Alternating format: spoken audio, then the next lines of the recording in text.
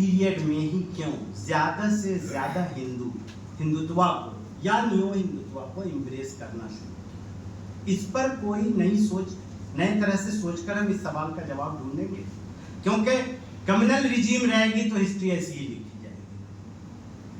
तो regime communal ना रहे, सोसाइटी कम्युनल ना रहे, सोसाइटी में कम्युनलिज्म की एक्सेप्टेंस रिड्यूस करानी है, तो यही सेंट्रल क्वेश्चन है जिसको हम एड्रेस करें कि अब पिछले कुछ दिनों में, कुछ वर्षों में या 2-3 दहाइयों में ज्यादा हिंदुओं ने हिंदुत्व या न्यू हिंदुत्व क्यों इम्ब्रेस किया है?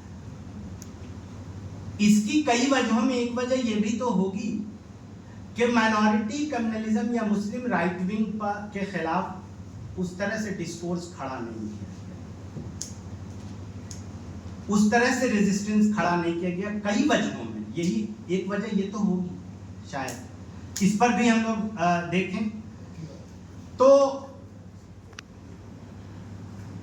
अब जैसे हिस्ट्री राइटिंग में ही जो हमारी सिलेक्टिविटी है कि टीपू पे सेंसिटिव हो गया।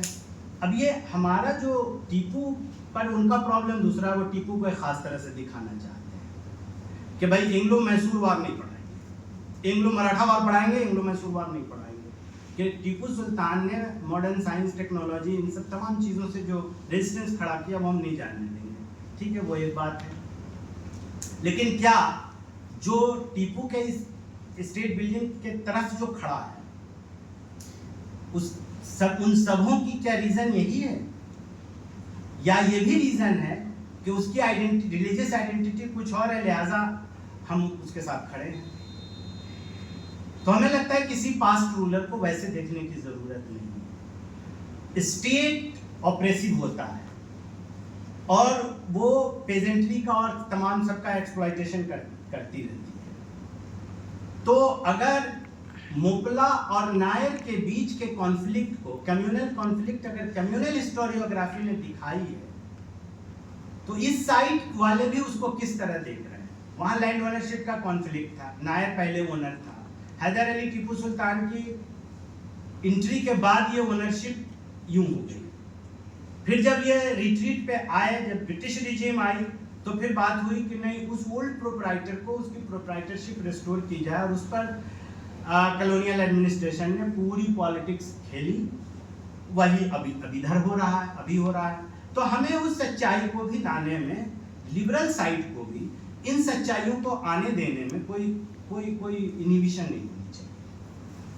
उससे आपकी क्रेडिबिलिटी मेंटेन रहेगी, तो फाइट कर पाएंगे। ये मेरी गुजारिश है कि इस तरह से इसको, हिस्ट्री को उसी तरह देखा जाए, लिबरल साइड से भी हिस्ट्री को जरा ठीक ढंग से देखा जाए। मसलन पार्टीशन पर आइए, बहुत ईमानदारी से बात कीजिएगा। आज भी अगर जिना का डिफेंस कर दीजिए तो very good number of Muslims खुश हो जाते हैं। ये अर्ज क्यों है? ये अर्ज क्यों है? और पार्टीशन पे मतलब लिबरल साइड से भी क्या किया गया? लिबरल साइड से ये हुआ कि सिर्फ कॉज पढ़ाओ। तो कॉज में क्यों पढ़ाओ? कॉज पढ़ाते हैं इसलिए कि कुछ को एब्सॉल्व कर दो, कुछ पे ब्लेम डाल दो, और वो ब्लेम अंग्रेज पे कभी मत डालो। हमने अभी अर्ज किया था कि कॉम्पिटिटिव कम्युनलिज्म्स प्लूरल से पार्टीशन हुआ, और वो ब्रिटिश कॉलोनियल स्टेट के प्रोडिंग पर ही है। ये दोनों नहीं होता नहीं।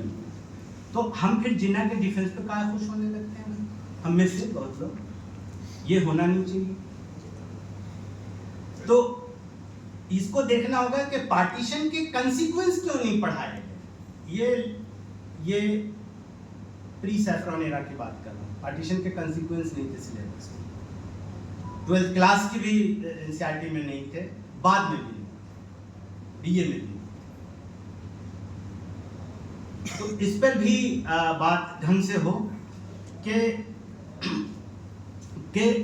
ये इसलिए ये बात कर रहा हूँ कि हिंदुत्व या न्यू हिंदुत्व को ज़्यादा से ज़्यादा हिंदू पिछले कुछ दहाइयों में एम्ब्रेस करना शुरू किए। उसमें इस तरह की बहुत सारी बातें रही हैं। यानी पार्टीशन को लेकर मैं एक और बात करना चाहूँ, क्योंकि ये किसी टेक्स्ट बुक में ये बात होती नहीं।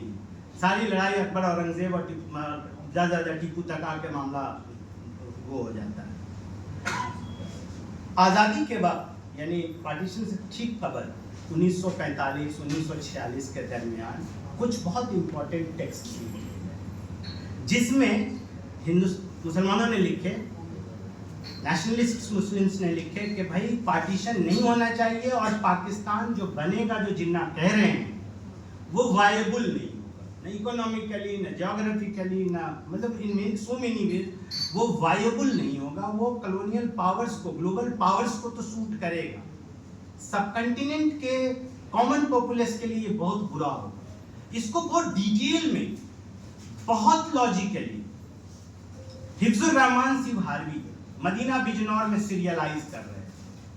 1945 आते आते वो सारे कॉलम को उन्होंने कंपाइल करके तहरीके पाकिस्तान पर एक नजर करके वो किताब लिखी। तुफैल अहमद मैंगलोरी, मुसलमानों का रोशन मुस्तकबिल, उन्होंने लिखा। कई 37 से 46 तक कम से कम 5 एडिशन लिखे।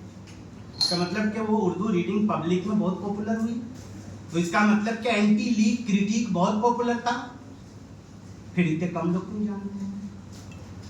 तुफैल अहमद मंगोरी एमयू का सिटी स्कूल भी बनवाए हुए हैं और एमयू कॉलेज के बेहतरीन विकेट कीपर थे। अब कई साल खबर, अभी 4-5-6 साल प्री कोविड में 17-18 में मैं गया सिटी स्कूल में, मैं तुफैल अहमद मंगोरी साहब पे बोल रहा था, कोई कुछ जान ही नहीं रहा। ऑडियंस जो थी वो जान ही नहीं रही थी इनके बारे में कि ये कितने बड़े एंटी लीग थे, कैसा क्रिटिक दिया था। 1994 में इक़्तिदार आलम खान साहब की इनिशिएटिव पर अंग्रेजी में इसका तर्जुमा हुआ, कॉमरेड अली अशरफ ने तर्जुमा किया, IC4 में छापा। अब ये तहरीके पाकिस्तान पर एक नज़र जानी ही नहीं